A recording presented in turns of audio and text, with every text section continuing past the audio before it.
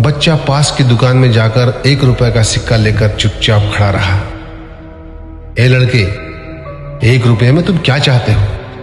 मुझे ईश्वर चाहिए, आपकी दुकान में है। दूसरे दुकानदार ने भी भगा दिया, लेकिन उस अबोध बालक ने हार नहीं मानी। एक दुकान से दूसरी दुकान, दूसरी से तीसरी, ऐसा करते करते कुल 40 दुकानों के चक्कर काटने के बाद एक बूढ़े दुकानदार के पास पहुंचा। उस बूढ़े दुकानदार ने पूछा, तुम ईश्वर को क्यों खरीदना चाहते हो? क्या करोगे ईश्वर लेकर? पहली बार एक दुकानदार के मुंह से यह प्रश्न सुनकर बच्चे के चेहरे पर आशा की किरणें लहराई। लगता है इसी दुकान पर ही ईश्वर मिलेंगे।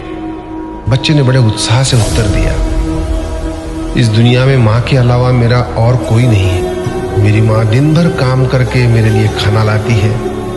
मेरी मां अब अस्पताल में है। अगर मेरी मां मर गई तो मुझे कौन खिलाएगा? डॉक्टर ने कहा है कि अब सिर्फ ईश्वर ही तुम्हारी मां को बचा सकते हैं। क्या आपकी दुकान में ईश्वर मिलेंगे?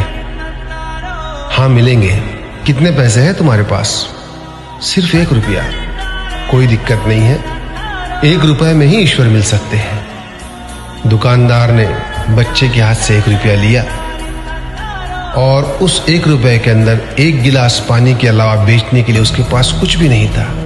इसलिए उस बच्चे को फिल्टर से 1 गिलास पानी भरकर दिया और कहा, यह पानी पिलाने से ही तुम्हारी मां ठीक हो जाएगी। अगले दिन कुछ मेडिकल स्पेशलिस्ट उस अस्पताल में गए। बच्चे की मां का ऑपरेशन हुआ और बहुत जल्दी ही वह स्वस्थ हो गई। डिस्चार्ज के कागज पर अस्पताल का बिल देखकर उस महिला के होश उड़ गए। डॉक्टर ने उन्हें आश्वासन देकर कहा, टेंशन की कोई बात नहीं है। एक वृद्ध सज्जन ने आपके सारे बिल चुका दिए हैं, साथ में एक चिट्ठी भी दी है। महिला चिट्ठी खोलकर पढ़ने लगी। उसमें लिखा था, मुझे धन्यवाद देने की कोई आवश्यकता नहीं है। आपको तो स्वयं ईश्वर ने ही बचाया है। मैं तो सिर्फ एक जरिया हूं। यदि आप धन्यवाद देना ही चाहती है तो अपने अबोध बच्चे को दीजिए, जो सिर्फ 1 रुपए लेकर नासमझों की तरह ईश्वर को ढूंढने निकल पड़ा।